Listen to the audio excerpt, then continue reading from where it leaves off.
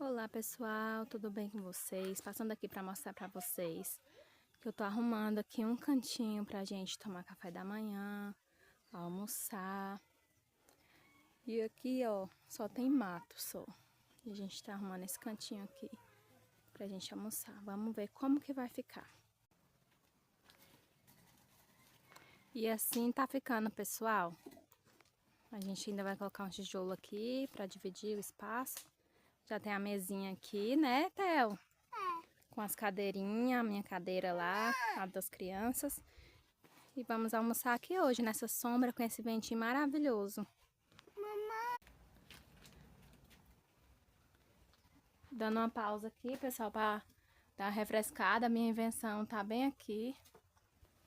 Uma cachoeira improvisada. Vamos ver se vai dar certo. Acho que vai, acho que vai. Ó. Vai, Theo!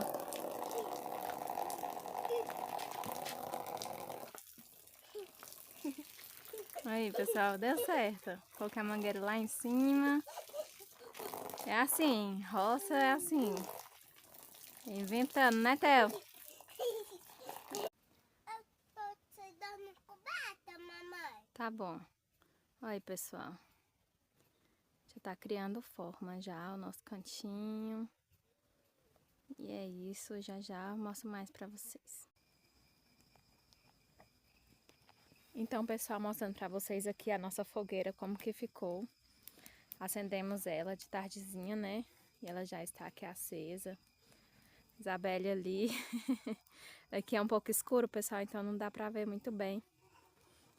Mas aqui não tem lâmpada.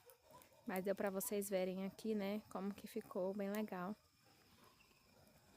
De longe dá pra ver o jeito da fogueira. Se você gostou, deixe o seu like, ative o sininho para notificações e nos sigam para mais vídeos como estes, como transformar aí o seu quintal, a sua chácara.